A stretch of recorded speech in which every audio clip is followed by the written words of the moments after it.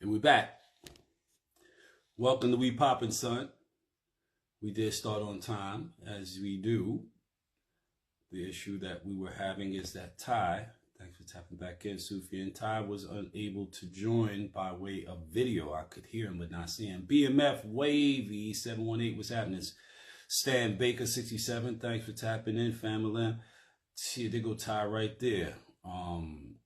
Epic Healthcare, Real Estate, what's happening? Thanks for tapping in. We Poppin' Son, first and only father and son podcast.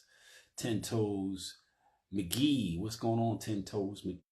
We could get our thug Thizzle, Gizzoing. Ty Hunter turned on video. God damn it. Yo, I don't understand. I don't even know what that means. You know, like, what does that even mean? Black Beauty 183, there with your mom. What's going on, Breezy? Mama! Always one, always one. Thanks for stepping back in.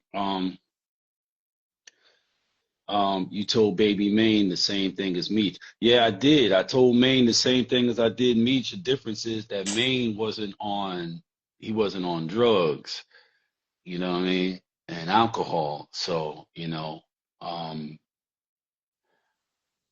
yeah, he was much more responsive, much more responsive. And I'd known Maine since he was 6 or 7 years old. So, and Maine had a more intimate historical context for me as a street person. Meech met a magazine person. Meech didn't have a concept for the kind of person that I actually was, even though I was doing a magazine at the time we met. A lot of times people get these images fixed in their head about what it is to be a street dude, especially somebody like Meech. Meech is Meech was a one, based on, the system that I explained to you guys in other videos about ones, twos, and threes.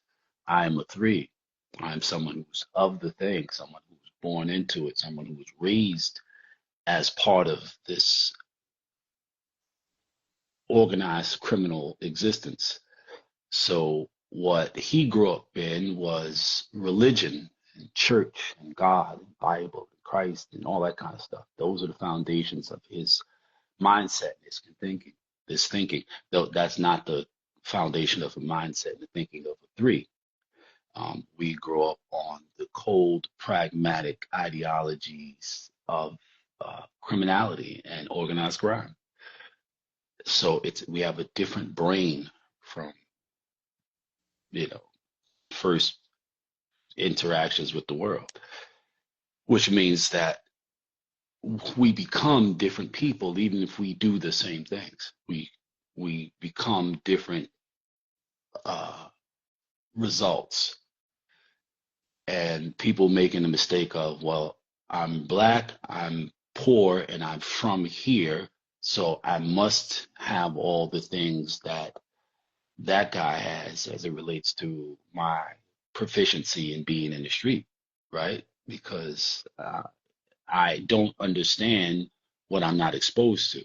And as a person who comes from a one household where there's two parents and, they have that working class poor whole setup, they try to operate within the rules for people who are in some degree of a stable financial condition where they can afford to kind of walk that straight and narrow line of not breaking any rules and not starve to death. People who are born into abject poverty don't have that degree of room. They got to do some shit, otherwise they're going to starve. And that's what it comes down to. So to be clear, what I'm stating is that Meech is the kind of person who, yes, comes from the hood, but experienced, abject poverty, whereas I come from the hood and I did not experience poverty. And Meech comes from a home where he had, two stable, normal behaving parents who gave him the kind of normal social structure ideas, even though those ideas didn't serve them because they were living so far below the poverty line. He still told them the kinds of things that would apply to people who were in better financial situations, where it's like, we're going to follow all the rules and we're going to follow the laws and so forth, whatever. And we're going to do what we can and get what we can based upon the limits of our resources and access, and whatever we don't have, we're going to pray for. He could have been living right down the block from me, but if that's the household he come from, we're not having the same experience on the block. We're not seeing the block the same way, because as a three, I come from a position of being exposed to the reality of what is happening on the block from an inside perspective.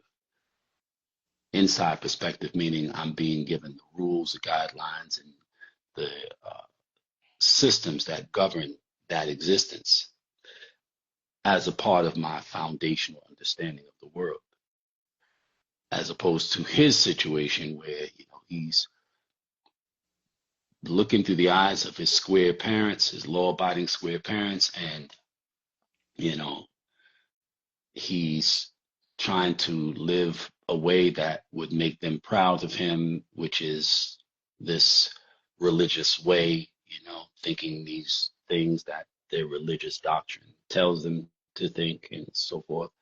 And then seeing his own suffering, his family's suffering in their abject poverty, and seeing circumstances around his situation where other people were finding ways to circumvent that suffering, and looking at those other ways and looking at it through the eyes of a person who was raised the way he was raised, he's not seeing what I am able to see, or someone like me is able to see. So his perceptions of those realities and that lifestyle and the way you behave within it is not based upon a true in-depth understanding of it. It's based upon a superficial, idealistic, perception. Whereas I just got to get my hands on some money by any means necessary, and everything will be just fucking fine. I can remain being who I am and how I am and follow the rules and guidelines that have been given to me by my developmental influences, being my parents, and everything will be fine. I can blend these two mindsets together and have a great outcome. And for years and years, he tried that, and it cost him. Y'all seen the show, so y'all seen about some of the stuff that they went through trying to be who they were in the world they were trying to be a part of. And it cost Terry his eye, it cost them both a lot of friendships. Remember, they left Detroit. They didn't blow in Detroit. They left Detroit. You understand? Because the environment was too hostile for the way that they were raised, too hostile for the way that they were taught to think and behave and believe, right? And people having love and respect and familiarity with the things that have been a part of their developmental understanding have a tendency to hold fast to that. No matter which way they try to go, they still end up holding fast to that. I'm gonna sell drugs, but I'm not gonna kill people. I'm gonna Right. try to get money with everybody. So if we all eating, then ain't nobody want to be. And it brought a lot of people together having that mindset. It worked to his benefit in the long run. For what he was trying to accomplish, not to what it turned out to be, and niggas going to jail.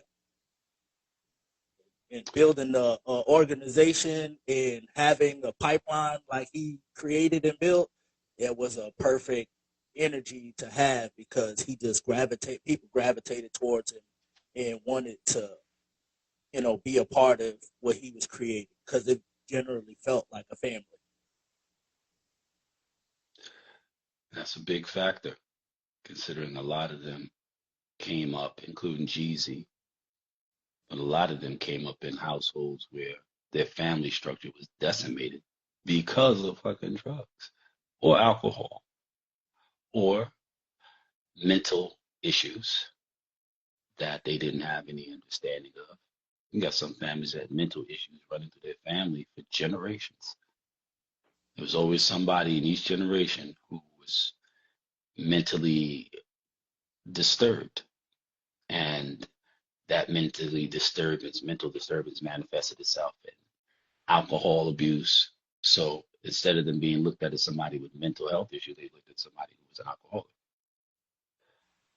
And a lot of times alcoholism was a common thing. There'd be multiple alcoholics in the family.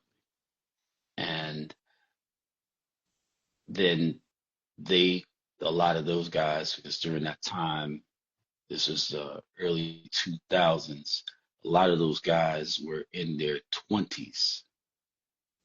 So a lot of those guys had been born in 97, 98.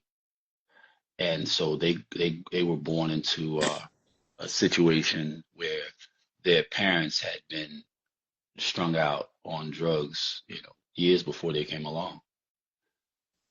And so a lot of them grew up without their fathers. This was common.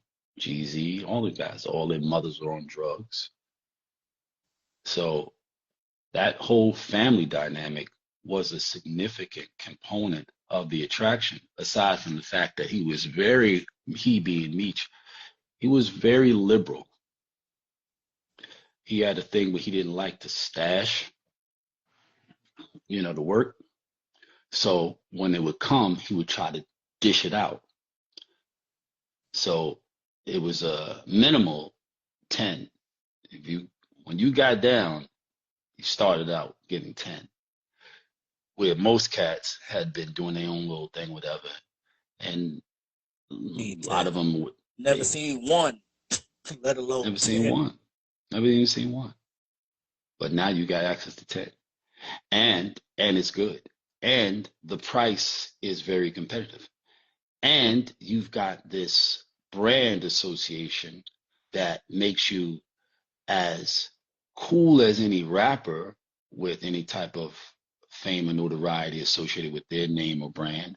And you've got this other side where you've got this cool criminal gangster component, and for a lot of young kids who come from unstructured lifestyles, that is it's like having everything you ever thought mattered. I got money, I got family, and I have status, reverence, and respect. That's plugged right into it. I didn't do anything differently. I'm still the same dude that got up yesterday and nobody knew my name, but I hung out last night with a group of people who not only embraced me, but also brought me up under their umbrella. Man, it'll blow your mind, because one thing you always said is like, yo, you enjoying this illusion? You always made me know, like, this is dope. I love everybody in here, but this is this is not real, right? This is gonna come to an end. And I'm trying to tell them to to to to turn the wheel before everybody run into this wall that I already know is coming. So, I understood how people got drunk, because I would bring random niggas around and be like, yo, stop, and go grab y'all some black shirts and pull up on us. And when you get there, the police gonna be standing at the door, and tell him you with the family. He gonna open the door, y'all gonna come in. He's like, the club been closed for like an hour. I'm like, I know, but we in here. Like, we in here, nigga. We just still in here. And now I come back and these niggas around, and they, yeah, yo, what up? Yeah, I'm like, how you around? Like, you don't know these niggas now. They're like, nah, they cool, we family. It's like, what the fuck? And then one of the Draz got a one of the spots, and there's a bunch of strippers staying there. I go to the crib, be like, yo, that's the fam, that's big homie son. Now the strippers like, oh, that's the big homie. Now they all on you like, oh my god, I ain't got no money in my pocket. I got a regular job. Like, I'm not getting caught up in the illusions. I work at Kroger. I make good money, but I ain't about to blow this shit on you. Like, it's not what you think it is. But because she already know I'm affiliated and I'm connected, she's assimilated and being like, I'm gonna do whatever I gotta do to please him and to make sure I'm in this man's favor because I know what he's a part of and what they represent. Yeah, it's ooh, what a bunch of mindlessness. What a bunch of mindlessness. And the really messed up thing is how that movement put that mindlessness on overdrive. So there were more young girls being caught up in that whole pursuit, like there was some type of shortcut to getting all right, from being from struggling to being all right. It's some type of Yeah, shortcut. You gotta do is plug in one of these dudes, whatever. It's like all the yeah. people who didn't do the work they should have been doing because they thought they'd found the shortcut. All the girls that didn't go to school, it was just like, you know what? I'm gonna be a stripper because them niggas is outside and bitches. My cousin is up. She fuck with one of them niggas. She like a nigga third side bitch. This shit is so bad, so bad, man. And I mean, this whole interaction about Meech, it started from somebody asking me, um, was I still down with Meech? And I don't know if I answered the question as directly as they would like, to the degree I understood the question they're asking. And I think what they're basically asking is, do you still fuck with Meech? I mean, I don't not fuck with Meech. I have not heard from him since he came home. Do I find that odd and strange? I do. I find it very odd. It doesn't make sense. I was one of the closest people to him when he was on the street. We got very close very quickly because of the unique dynamic of our relationship. I was the one voice of reason, you know? So even though I barely ever agreed with anything he did, he still did not mind my company, and which is why I stayed at the house. This is after I'd sold our house out there in Marietta, right? We met like a couple of months after I sold the house in '03, right? I sold the house in like, I don't know, summer of '03. Met him in like fall of '03, you know? And so I didn't have a house of my own to go to, so I was going to the house of a guy whom at the time I considered to be a friend. Um, he's a no good little worm of a nigga, child abandoning, it's kind of infidel, kind of motherfucker that nobody can trust. Like nobody. His woman can't trust him, his friend can't trust him, his family can't. He's just no character. The hoes love They that nigga. It sound Yeah, like they the did. hoes love him. Oh, they did. Sound They like he did. got a bunch of women. Like Oh the yes. nigga that you just found, he sound like women is throwing themselves at that nigga. They waiting, they lining up to have that nigga baby. That he ain't gonna take care of. Yes. Hey, Yes indeed. that's Yes the indeed. best part. Oh, is It it? makes them be able to be like, these niggas ain't shit. And niggas be like, yo, I'm gonna step up and I'm gonna be the nigga.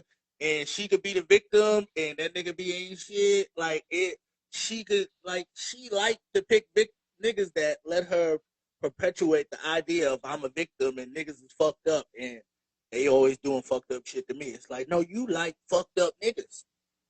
It's both of y'all. Yes. If you find yourself in any situation on a constant basis, then you're the common denominator. The problem is probably you.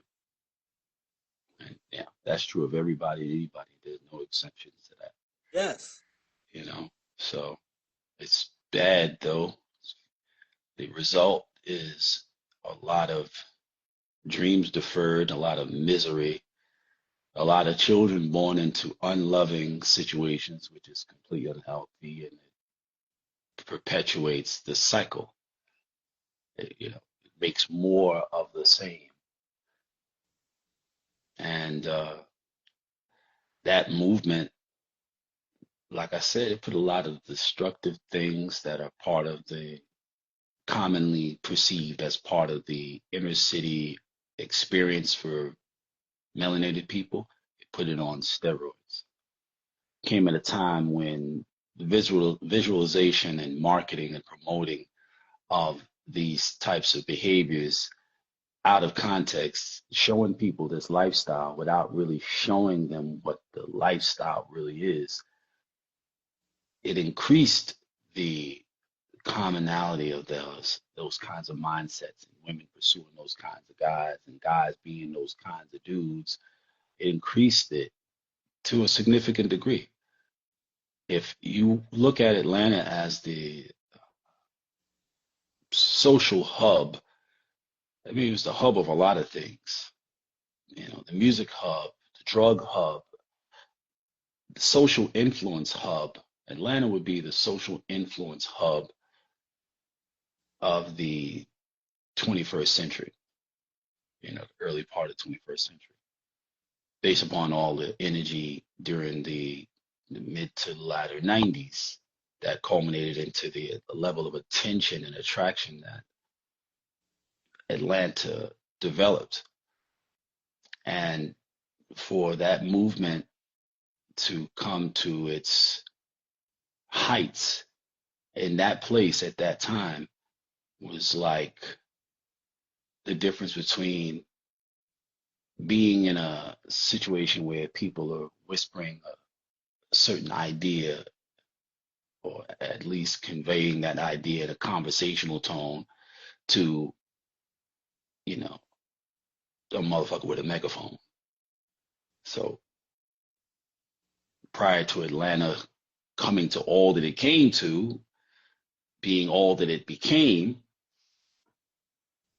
it was really just yeah, you know, this is popping. This is what's going on. This is what we're doing. This is how it is. Like we rock it like this, whatever. To attention, attention, everyone in the world. This is what the fuck is going on. This is what we're doing. This is what all the cool, crazy, unfocused, out of control people are doing. And it's the fastest thing going. It's the quickest way to go from being nobody knows you to everybody talks about you. This behavior, this culture, these ideas. And Atlanta was that. It was that megaphone. And it was a perfect storm of self-destructive bullshit. And it caught a lot of us up, caught a lot of our people up. And a lot of people were really in a bad way when it ended very abruptly, as it tends to do. When we went from sugar to shit all of a sudden. The difference in the energy just within the group, like after Meech got popped, you know, Ills was still around. Everybody, Ills, Bull, Cuzzo, you know, because everybody, you know, Barima Knight, everybody was still around, right? But the energy was so different. Like, you know how niggas started acting? Niggas started acting the way that you would expect somebody to act if they were moving a significant amount of drugs and, you know, trying not to go to prison. All of a sudden, niggas got real cautious and moderate. It's like, oh no, nigga, don't pull up now. No, we balling, nigga. No, keep that same energy, as they say.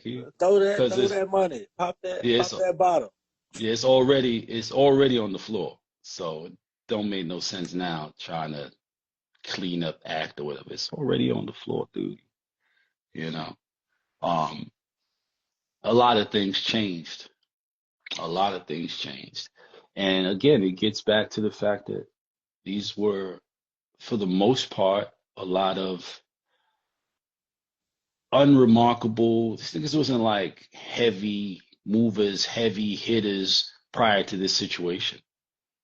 This was the height of their criminal career, the most of them. You know, it wasn't like, you know, they were a bunch of dudes who had already made hundreds of thousands, you know, and been making hundreds of thousands annually from selling drugs, which is a minimal. It's a minimal. If you are not making, if you're not going through at least $1 million or $2 million a year, I'm talking about this 30 years ago, 30, 40 years ago, if you was in the street and you were not at least seeing uh, 40, $50,000 a month, which is really, in the scheme of things, it's really nothing. It's obviously more significant than if you had a regular job, but what's also more significant is the amount of risk your life is at. Your life is in a tremendous amount of risk. Your freedom is in a tremendous amount of risk.